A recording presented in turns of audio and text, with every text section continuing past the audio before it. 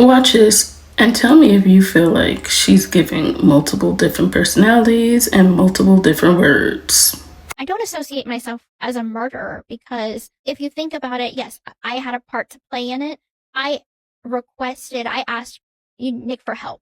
And how that conversation started was, he was saying that he would protect me from anyone. I said anyone. He said yes. I said even my mother. He said yes. And then the plan kind of formed from there. But he's the one that did the actual kill, not me. I can't kill anyone. That's why he's in trouble to begin with, because he's the one that did it. So when they say I'm a murderer, I don't identify as that. So to anyone watching, I wanted to make a video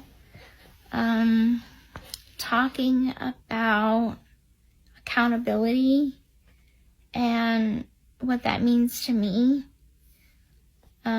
So when I seen the parole board in December of 2021, I went before a panel of like 3 people, and they asked me how I was doing in prison, what kinds of programs was I entered into, like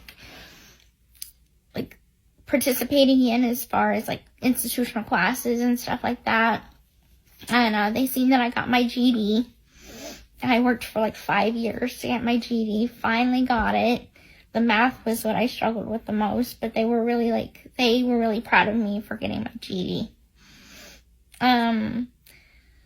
They asked me what was my feelings about my co-defendant and how did I feel that he is doing life without parole and in comparison to my sentence.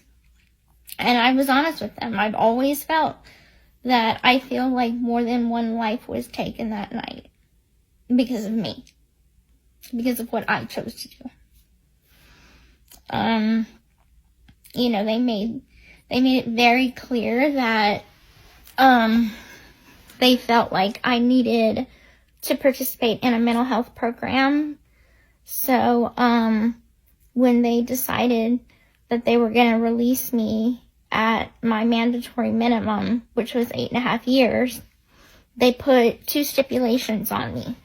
Mandatory therapy, which is going great so far, by the way. I see a therapist once a week. And no contact with my co-defendant. Absolutely no contact. And that's fine as well. So I get notified that I'm getting out in December of 2023. And when that day finally came, I'm not gonna lie, feeling freedom for the first time felt amazing. And everybody was so supportive at first. And it felt nice. I'm gonna be honest, I got carried away in the hype of everything.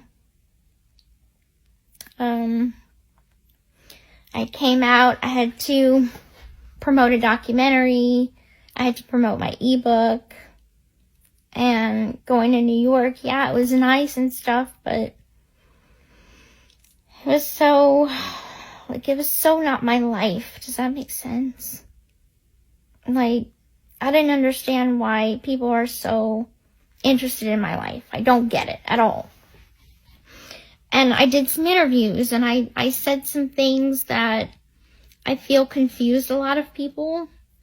One particular thing I said was on a podcast, and I said I didn't identify as the M-word, which we all know what the M-word is. And what I meant by that was not that I'm not branded the M-word. I know that I am.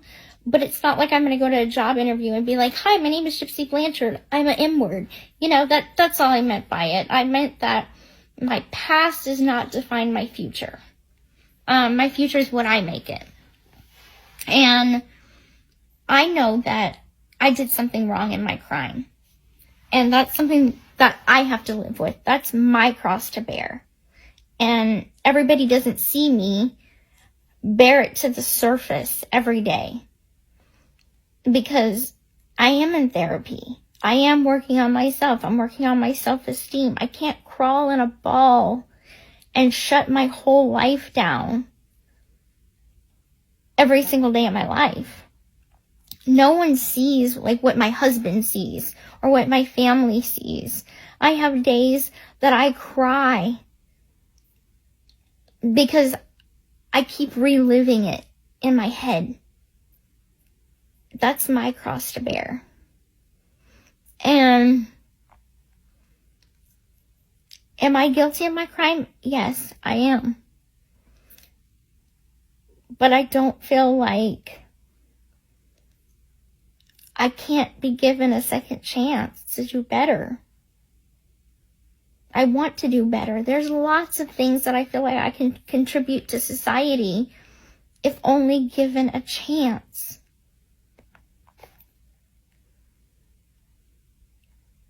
I feel bad for the things that I've done wrong in my life. I'm the type of person that I make a mistake and I learn from it, and I'm not perfect by any means. I'm just as human, just as flawed as the next person. Like I said, I've done things in the past that a lot of people know about. I've lied. And yeah, I mean, I do my best now that I'm out in the free world. I do my best to try and just live my authentic life and what's real to me. And what's not real is social media. Like, social media is like literally a doorway to hell. Like, it's so crazy. I can't even wrap my head around what social media is. I thought that once I got out of prison, I'd come out and I'd enjoy social media like the next, person, taking selfies of myself in the mirror and just acting goofy and everything. It's the simple stuff in life, right? So a lot of people probably already noticed that I deleted my Instagram, my public one, the one with it was 7.8 million followers when I deactivated it, or I deleted it. I permanently deleted it. And a lot of people are like, what happened? What happened? And what happened is I had a really good conversation with my dad, actually. And he gave me some guidance that I feel like I really needed. And that guidance was to just show me that, like, real life is something you could touch, something that you could feel, people that you could actually hug. And with the public scrutiny, as bad as it is, I just don't want to live my life under a microscope. And so I created my private Instagram and I got it verified.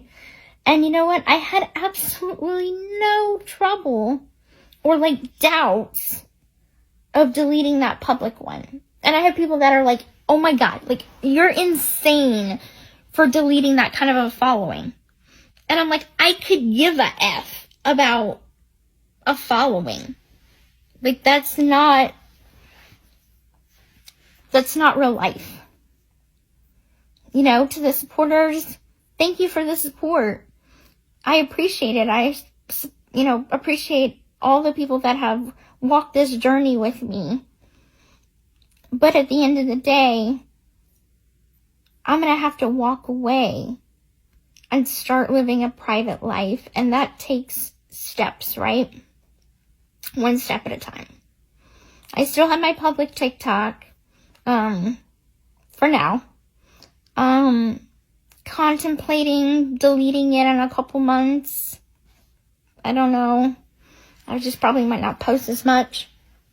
But it's like at some point after my new series airs and everything, I want things to calm down. I want to go out to the grocery store and, buy a box of tampons and not have to take a selfie with someone. Not that that necessarily bothers me, but, I want people to wave at me because Like, they like me as a person, not because they think, oh my God, there's Gypsy. Oh my gosh, she's famous. Like, I don't see myself as famous, especially for what? Like, I did something bad. And, I mean, I'm trying to make myself a better person now, but I don't get it. That's not me. I'm not famous. I'm not anything. I'm just Gypsy. Just a normal Gypsy. This is so cringe. Oh my God. God, it's terrible. You're often portrayed either as the victim of Munchausen or the murderer. Right. And what do you want people to know about you? Quite honestly, I'm starting to feel like they want a perfect victim, and there is no such thing as a perfect victim. In their mind, the perfect victim would have died. And so now that I survived and the perpetrator of the abuse is the one that died, then I'm getting the hate. Now, this is all in the course of 6 months. Tell me that's not crazy. I had to spin the block on the baby reindeer again because I feel like y'all forgot about it.